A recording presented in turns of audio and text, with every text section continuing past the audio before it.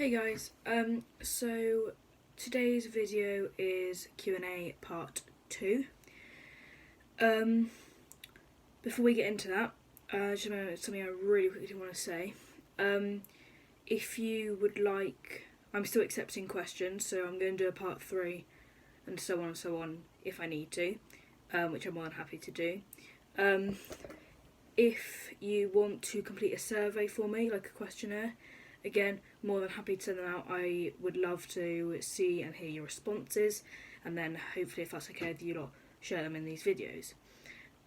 So I did the part 1 of the Q&A yesterday. That was a long video, and it took a long time to edit and upload and everything. So I think today we have less questions, but they are bigger questions in a way. I've got one big topic and then 2 little topics. So I'm going to do the big topic last because it takes more time.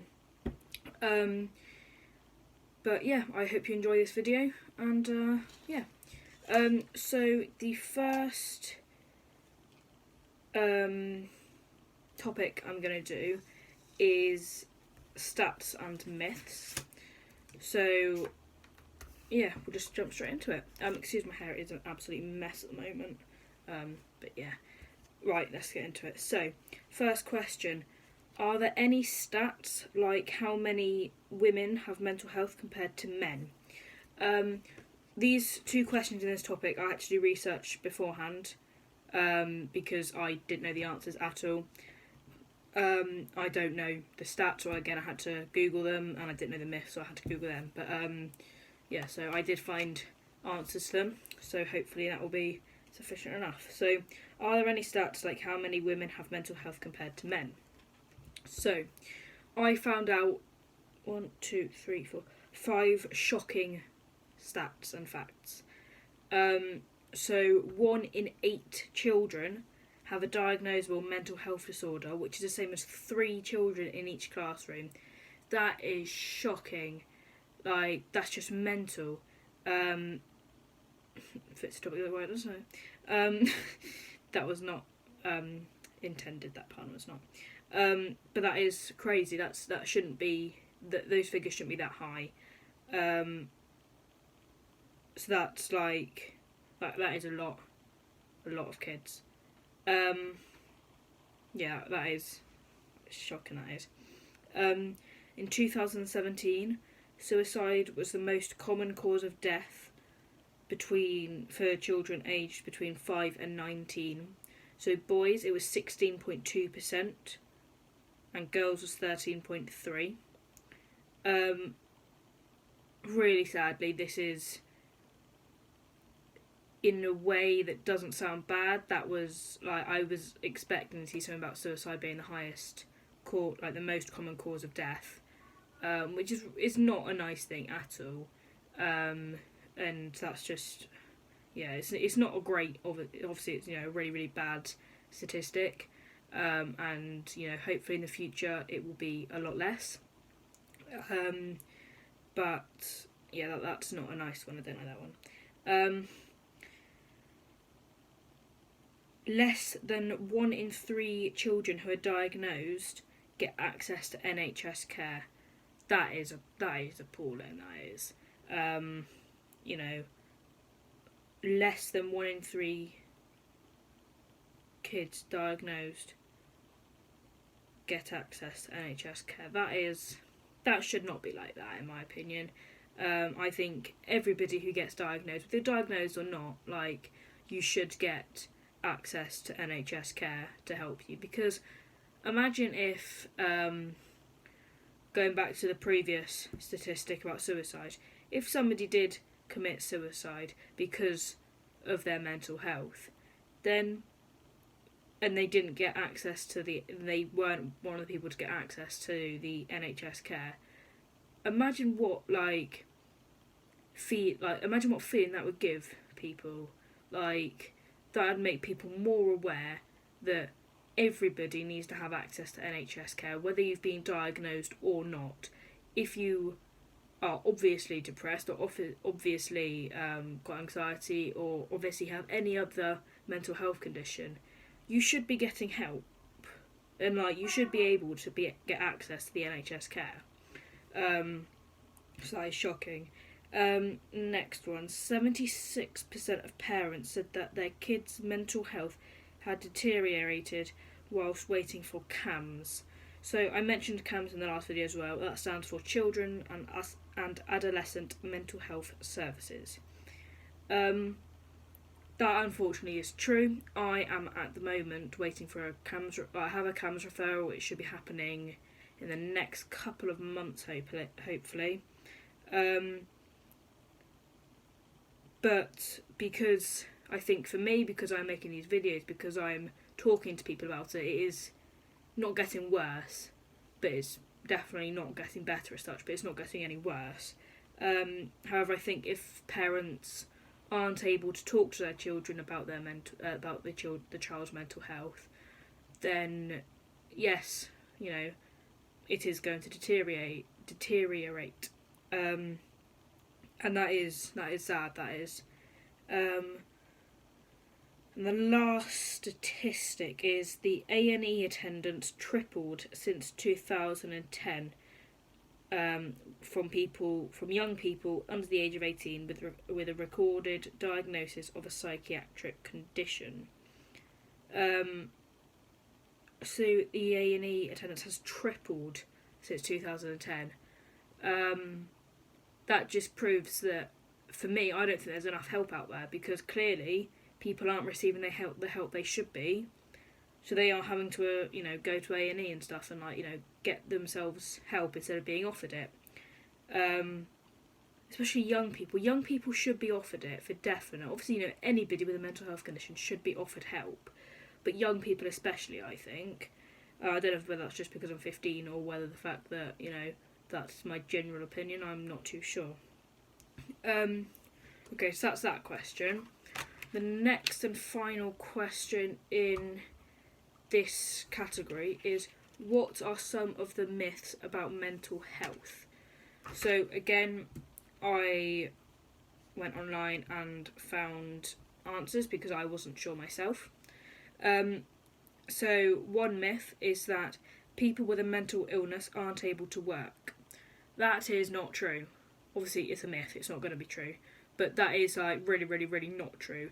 If your mental health condition has got so bad that you aren't able to work, then yes, it is true. And that is a really, really sad case then, because, your life is being put on hold because of this because of this thing that's happening with your life that you can't control. But there are plenty and plenty and plenty of people out there who are still working who have a mental health condition. The next one is, you can't recover from mental health problems. Now, I actually don't I don't know how to react to this one, because when I first found out that I had a mental health condition, straight away I thought, okay, that's it, I'm going to have this for the rest of my life. However, if you treat it well enough and if you get the help you need, then yes, I think it's going to be there the whole time and it is going to keep coming back and coming back. But I think that if you treat it right and you get the right help and everything, it's not going to be there all the time. Like, if you break your arm, for instance, if you break it bad enough, yes, it will be fixed, or hopefully, in most cases, it can be fixed. However, there is the risk of it breaking again in the future because the bones might not be quite strong enough or whatever. I think that's the same with mental health. You can fix it with the right help and support, but then there is a risk it will keep coming back and keep coming back, sort of thing. But that's just my opinion. People with mental health conditions are usually violent and unpredictable. That's the one, when I was looking these up, that made me not happy in the slightest. I obviously have a mental health condition. I am not unpredictable. I am not violent. There are so many people out there who have a mental health condition and are not violent and are not unpredictable. However, if you have certain types of mental health conditions, it can make you unpredictable because it makes your brain work differently to how it would normally, and therefore, yes, you are unpredictable because you don't know what you're going to do next. Yes, it might make you violent because you're so fed up with things, but it's not every single person with a mental health condition that is violent and unpredictable. Okay, the next one. Young people go through ups and downs as part of puberty. It's nothing special. I think I mentioned this in one of my previous videos. Yes, obviously, as a young person, like throughout your teen life, you are going through puberty, and you know your moods are going up and down all the time due to puberty. However, if it's severe enough, then yes, you know, you might get a diagnosis. However, it's not just puberty that makes you have that. Like, if you genuinely do have a mental health condition, then it's not going to be puberty, obviously. The next one, bad parenting is to blame. I don't agree with that at all. I think that it can be anything can cause any type of mental health condition. Most of the time, personally, I don't think that most of the time bad parenting is to blame. I think that your upbringing can have an effect on your mental health. If you have a really, really poor upbringing and, for instance, you are abused, then yes, that's going to play a part in your mental health. But I think that if your parents are just strict, if your parents, for instance, I'm going to word this as best as I can, without making it sound horrible in the slightest. If your parents are drug addicts or alcoholics, then that's not bad. You know, that's not going to cause you to have a mental health condition. You know, it might play with your mental health in the future, but that's not going to be the main cause of it. And I really, I don't think that bad parenting is to blame for it. You know, there are so many other things that are a cause of it. And the final one is people should just snap out of it. I also mentioned this in a previous, I think it was the video yesterday, the part 1 Q&A. People, you should never really tell anybody to just snap out of it, especially if they have a mental health condition, because that's just going to make them feel worse, and it's all just going to go a bit wrong. So that's the first 2 questions. So the next topic is going to be progress and signs. Okay, so what may progress look like with mental health, both ways? Okay, so I presume what this means is if somebody's deteriorating with mental health and if they're getting better. So if somebody is deteriorating with their mental health, then they're going to, well, it depends what type of mental health they have. I'm sticking to, when answering these questions, I'm referring to depression and anxiety because obviously, you know, I have a first-hand experience of those. So if somebody has depression and they are deteriorating, they will probably try and keep themselves to themselves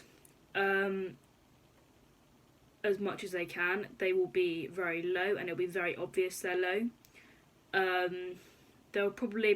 They might, if they're low enough that they're thinking, they're questioning their existence, to put it nicely, then they might start saying things like, they might start sort of saying goodbye in a way. Like they might keep saying, you know, things along the line of goodbye and that. They might mention, you know, there's a good chance they might mention that they are not feeling, you know, that they're feeling really low. However, if they're making progress and getting better from it, then you'll probably see them come out of their shell a lot more. I know when I started getting better, then my friends noticed that I was sort of going back to my normal self a bit. So I was getting louder and more talkative and everything like I am normally. If someone has anxiety and they're deteriorating, they might start having panic attacks more frequently. They might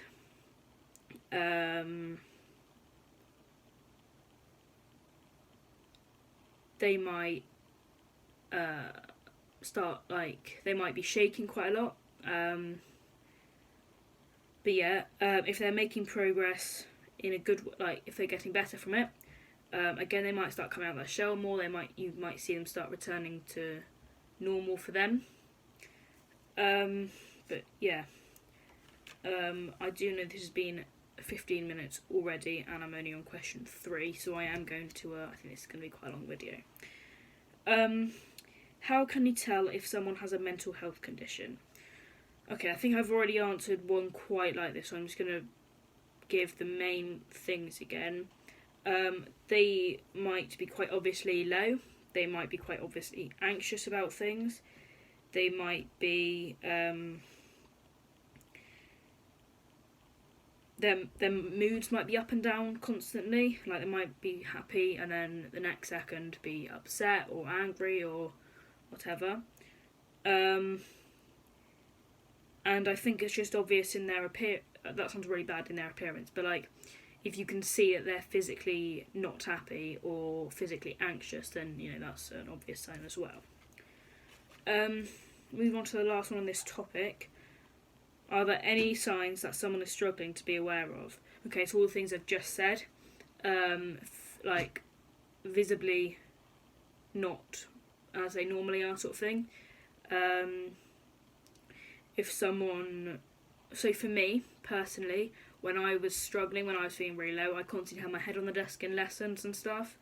At break and lunch, we were allowed inside into the buildings because we were year 11, we got priority and everything.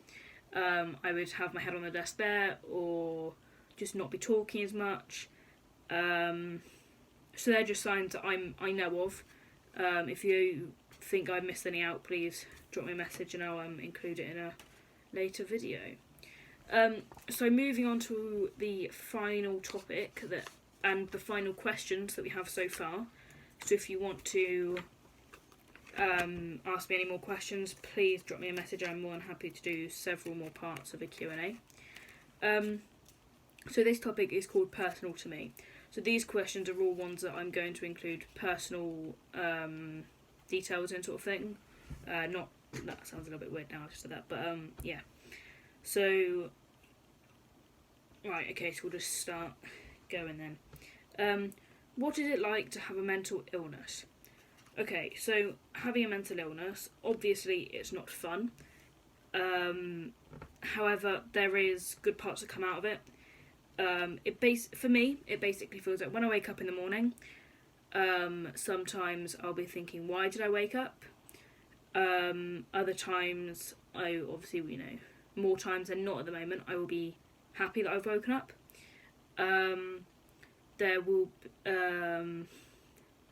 just doing simple everyday tasks, like, you know, obviously I'm not at school anymore because of COVID-19, but when I was at school, just it made everyday simple tasks like going to school, going to certain lessons, it made me really anxious. And it plays a big part in my everyday life, because before I do anything, I think, will this help me? Will this make me worse? You know, things like that. So I constantly think about everything I'm about to do before I do it, just in case it's going to make me feel worse or if it's going to make me feel better. What helps boost your mental stability?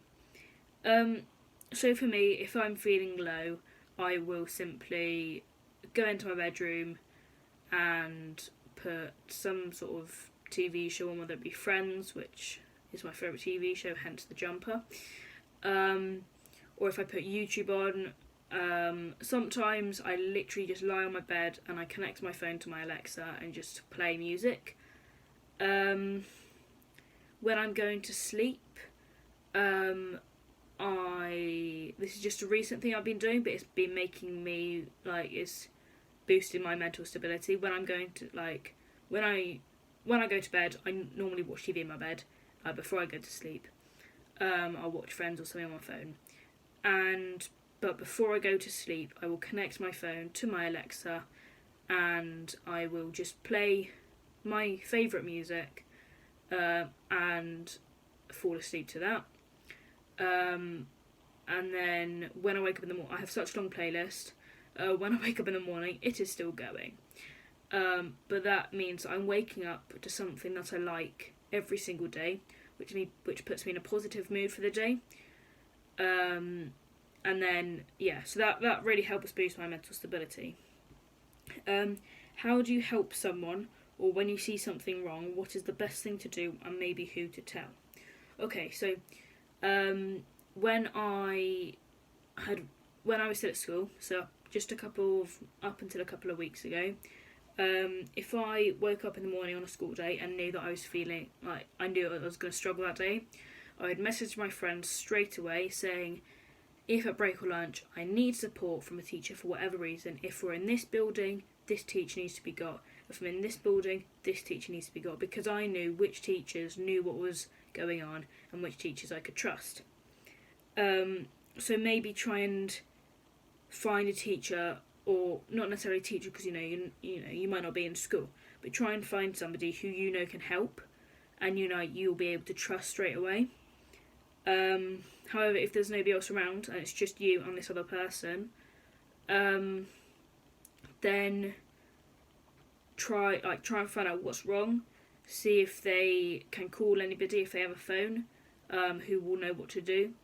If none of that, then if it's severe enough, then call 999 or 111 or whatever. Okie doke. Right, the next one I've already answered. The next question was, what is it like to live with a mental health condition? I have already answered that. How do you tell your parents you are struggling with mental health? So my dad only found out when my school called him. And then he told my stepmum, obviously. And that's how my parents found out. I asked school to tell my dad that I wasn't too keen on talking about it, which he has respected. He knows that if I do need him, I will go to him, and I definitely 100% would if I needed to. I will also go to my stepmum if I need anything. I think, in a way, my stepmum I am more likely to go to, just because, in the nicest way possible, my dad is my dad. I don't know if he would know what to say as such. Whereas I know my stepmum would know exactly what to say, and she would know exactly how to help me. But that being said, I would go to my dad if I needed anything as well. What things affect your mental well-being? So I think I answered this in the video yesterday, but I will just answer it again just in case. What things affect your mental well-being? So, like I mentioned previously, as to what helps boost your mental stability, I think this is sort of the same question. So just like simple day-to-day tasks can make me struggle. Like obviously at the moment we're not allowed out. We're only allowed for like one walk a day and stuff. So at the moment it's all good sort of thing. I know I don't have to go anywhere, so I don't need to be anxious to go anywhere. Another thing I do to sort of relax a bit is I play Sims. I play Sims quite a lot. I play it most of the night sometimes as well. And I know quite a lot of my friends do as well. My sister does as well. So I can chat to them as I'm playing, which is nice. So just like, you got to find something which you know that is going to make you feel better inside, sort of thing. And then try to avoid things as much as you can that you know are going to make you feel worse.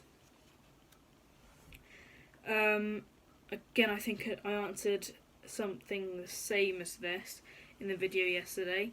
Are there any physical things you can do to support your mental health? Going for a walk every day. Getting out and doing some sort of exercise, whether it be a walk, a run, a bike ride, whatever. doing something outside in the fresh air will make you feel better. It's been lovely weather where I am. I think it has been all over the place. It's been beautiful weather, really sunny, really hot. Not so much today or yesterday, but the week before that it was lovely.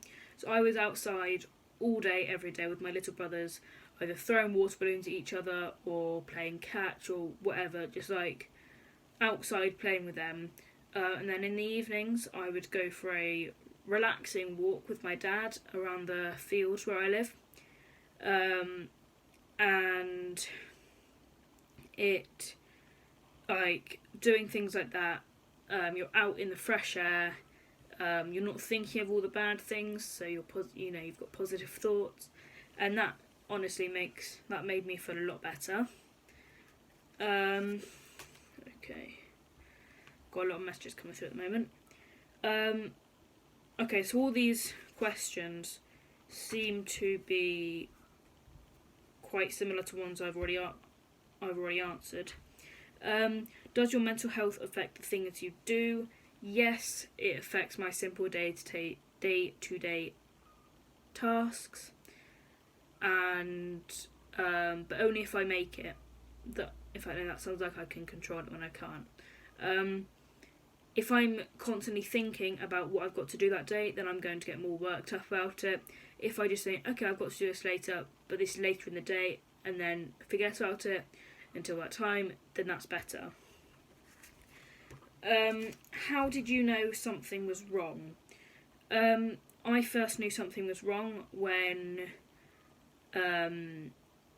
just little things in the day started becoming a really hard task. I was feeling down, I wasn't quite myself. Teachers could notice something was wrong, and that's sort of a big part. If teachers noticed that I wasn't quite right, then other people were going to notice, and then it was going to be pretty obvious. So it was when simple why is that so hard to say today? Simple day-to-day tasks, when they were affected, then that's when I knew something was really wrong. How do you tell your parents how you've been feeling, both personally and generally? Okay, so personally, I tell my parents if I need to. I will simply go somewhere where, like, the best time for me to tell them is either first thing in the morning when my brothers are doing something, so they're occupied and then I don't need to worry about them hearing and being around, or in the evening after dinner when my dad is washing up, because I can go into the kitchen, shut the door and just talk to him about it. So that's the best way I do it. Generally though, I think if you get your parents or parent or carer or whoever on their own, and talk to them about it, because it's going to be better than if you have younger siblings around, because then they will ask questions, as I have personally had before. And it's no fun when you've got a 9-year-old coming up to you saying, what's wrong, what, are you okay? Like, that's just irritating. What would you say your main coping mechanisms are? This is an interesting one. I've been looking forward to answering this.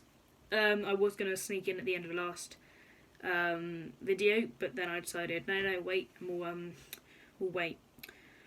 So, my main coping mechanisms are, I have a little fiddle bouncy ball thing. I don't have any around at the moment. I have seemed to have lost quite a lot of them. But I have a little bouncy ball, and I just fiddle with it in my fingers, and that helps me focus on what I'm doing, and I just forget about everything bad that's happening. I also had, for one day, because I ordered it off of Amazon, then somehow lost it at school and then didn't have it again, but it helped a lot. It was called a fiddle pad or a fidget pad, I think. I'll have a picture or a link or something somewhere on the screen. It was like this little black and blue thing, it fitted in my hand easily. It was like a fidget cube, but only it was a different shape. But it had loads of different fiddle things on it, and that was useful as well. Or I simply just twiddle my finger, sort of thing, like, just in a weird way play with my fingers. That sounds a little bit strange, but just simply yeah. They're my coping mechanisms anyway. I'm sure everyone will have different coping ones. Okay, we're on to the last 4, I think. Yeah. Do you feel like your mental health can dictate and control your life? 100% yes. It definitely controls my life because like I've mentioned, I have to think about everything before I do it just in case it's going to affect me. So yeah, in answer to that question, yes, 100% it does control and dictate my life. How effective is a mood diary when coping with mental health? Personally, I haven't ever done a mood diary, but I think if I was to do one, it would have helped a lot because if I hadn't have been able to speak to somebody during the day about it, then just before I went to bed, I'd probably write down everything that happened that day, how I was feeling, why I was feeling like that, because then it would have been like talking to somebody, it would have got everything off my chest, and it would have just made me feel better, I think. So I think that'd be a really effective thing to do if you are struggling. I can't say what it's like because I haven't done one, but I think it honestly would be a really good thing to do. How has living with this condition shaped who you are today? I think that because I have anxiety, then I do have to think about everything I do. So I can't just wake up in the morning and say, oh, this is what I'm going to do today. I have to think about it carefully before I do it in case I know it's going to affect me. So whereas some people will just be able to think, oh, I'm just going to go do this now, I'm just going to do this, I'm just going to do this. It probably takes, it might be a few seconds longer that it takes me to think what I'm going to do. But I do have to think that little extra bit more, just thinking, okay, is this actually going to work for me? Is this going to benefit me in any way, shape or form? Okay, this is the last question. Are there any methods of calming down? So I think that for me, like I've mentioned already, for me to, if I'm struggling or if I'm feeling low or anxious, for me to calm down, I go into my bedroom, I come up here, play Sims, watch Netflix, watch YouTube, put my headphones in, just listen to something, and try not to think about it. I got taught this breathing technique, which is called square breathing, I think. And you literally, all you have to do is look at a square object, and as you breathe in, you follow the line up. You breathe out, you follow the line across. Breathe in, you follow it down. Breathe out, you follow across. And as you're doing that, you are you're not obviously going to whiz up the thing along like that. You're going to do it slowly. So you're going to breathe in and out, and in and out. And doing that and doing slow breathing techniques really, really works. But yeah, so breathing techniques, and for me, I just go and sit on my own and do something that I know I like doing, which is going to take my mind off it. So that is all the questions I've been given so far. Please, even if you've already sent in a question, send in another one. You've heard all the questions I've got now, so you know which ones I've answered already and which ones are going to be new ones. But you can either message me on Instagram, Snapchat, Facebook, or comment down below. That's a new thing I'm trying. Hopefully I can edit it so Instagram will come there, Snapchat there, and Facebook there. Hopefully I'll try my hardest. But yeah, if you want to ask any more questions, then message me. If you would like to complete that survey questionnaire thing I was on about, again, message me and I'm more than happy to send you the questions. I have the questions I've sent my friends, the one in a previous video. Part 2 is coming. I have ones that I'm going to ask my family, so if you're a family member and watching this, I have a special family questionnaire. If you want to as well, I have a kid-friendly questionnaire which I'm going to ask some of the kids in my family. And that's just sort of a little bit more like kid-friendly language sort of thing, like, so they'll understand what the questions mean and everything. If you'd like to answer any of those, please let me know and I will get them to you. I'll probably just send them to you on whatever you message me on. So I've got 3 different questionnaires. Please message me about it, because I really want as many people as possible so we can spread this awareness and let people know they're not on their own. Also, if you have any video ideas, please let me know. I have a few, but I need some more, I think. So if you have any ideas whatsoever, then let me know. Also, I'm thinking of doing a bit of a change of scenery, because this scenery is not exactly the best. So if you'd like to see a change in location for me to be videoing, again, please let me know. I have several locations I can go, so just comment down below if you want a change of scenery, and I will change my scenery for next video, or the next few videos. So I can't guarantee it'll be tomorrow's video, but it'll be in one of the next few videos. I hope you're all okay and staying safe out there. Remember, obviously, stay at home and don't go out unless you need to.